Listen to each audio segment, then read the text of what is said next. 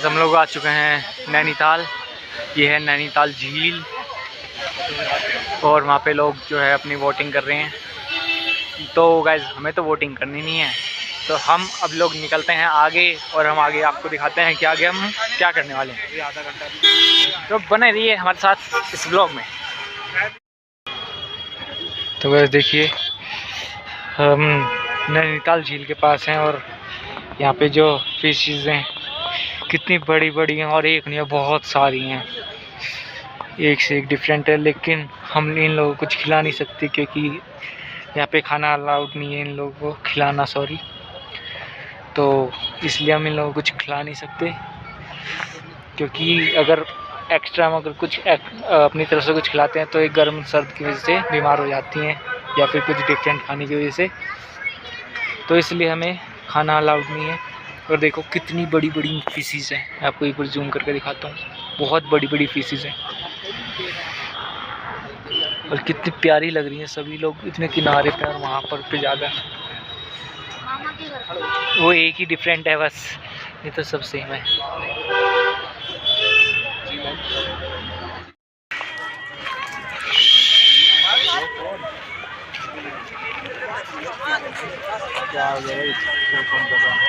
I don't ever slow up, no I don't take shit. I got no love for the fakeness. If you wanna play tough and wanna hate this, I'll always show up.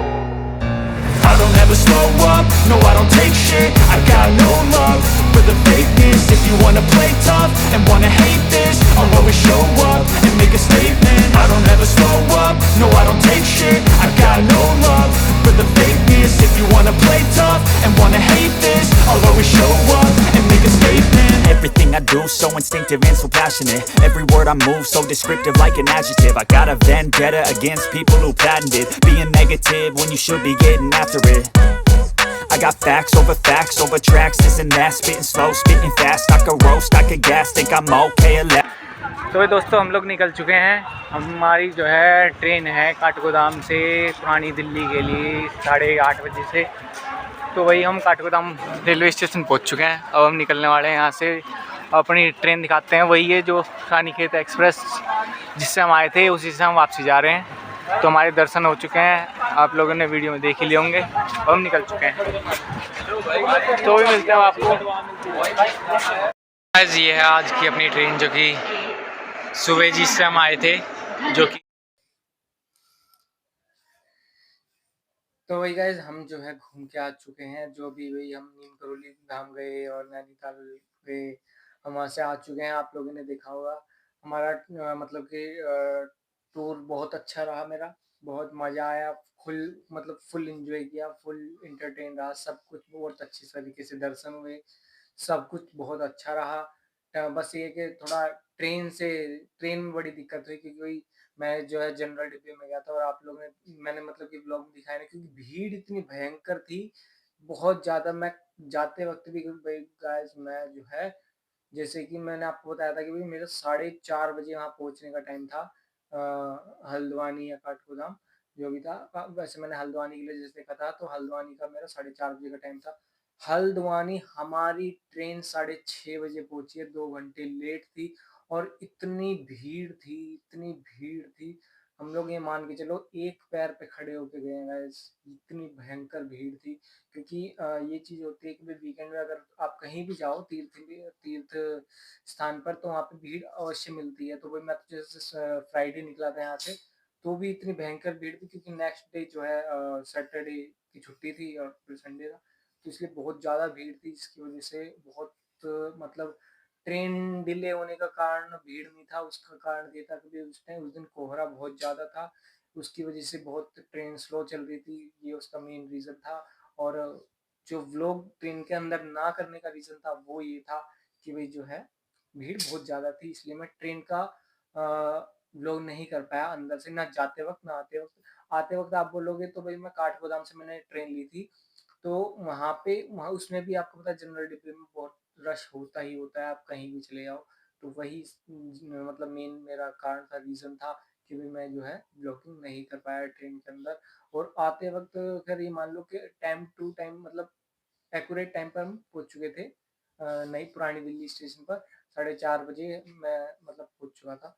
वो अपने time पे मतलब सही time पे पहुँचा दिया आते वक़्त तो, पर रश बहुत ज़्यादा था, इतनी भीड़ थी बहुत ज़्यादा भीड़ थी। तो बस मतलब आते वक़्त मैं बैठ के आया, लेकिन जो होता है ना, जो मतलब जो सीटिंग जो एरिया होता है नीचे वाला, एक ऊपर होता है जिस पे लेटने के लिए, उस पे हम 5 बंदे बैठ गए, इतनी भीड़ थी, बस हमें पता है कि हम किस तरीके से आए हैं और किस तरीके से गए थे। तो गाइस यही रीज़न था कि मैं ट्रेन के अंदर व्लॉगिंग नहीं कर पाया, उसके लिए आई एम सॉरी।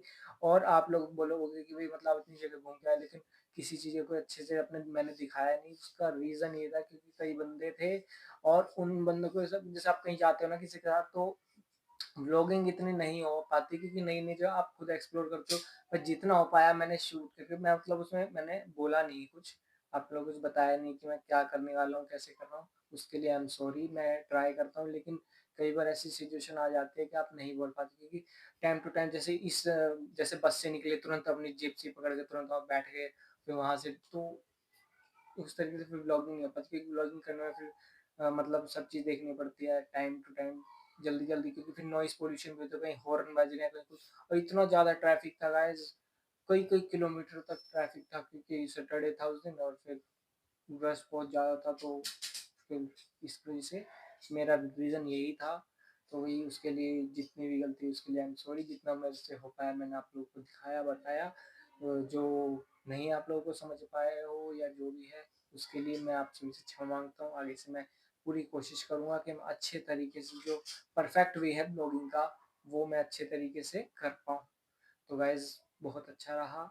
और मैं बताऊँ तो मेरा टोटल एक्स एप्रॉक्स बता रहा हूँ, मैंने काउंट नहीं किया, एप्रॉक्स मेरा एक बंदे का जो है उसमें सारा खर्चा, मतलब ट्रैवलिंग से और वहाँ पे खाना सब चीज़, मैंने खाना ही गाइज़ आप विश्वास नहीं करोगे, मैं देख लो 2 रात, मतलब आने-जाने में 2 रातें लगी, 1 रात जाने की, 1 दिन रात आने की, पूरा दिन वहाँ स्टे किया, मतलब घूमा-फिरा इधर-उधर।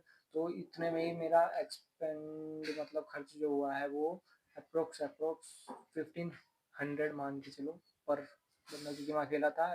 1500 रुपये एप्रॉक्स मेरा खर्चा आया अकेले का, जिसमें कि मैंने सिर्फ़ और सिर्फ़ एक ही टाइम खाना खाया क्योंकि खाना खाने का टाइम ही नहीं मिला। घर से खा के गया, पूरी रात मतलब ट्रैवलिंग में चला गया, वहाँ पे पहुँचा, मैंने सोचा कि दर्शन करने के बाद खाएँगे।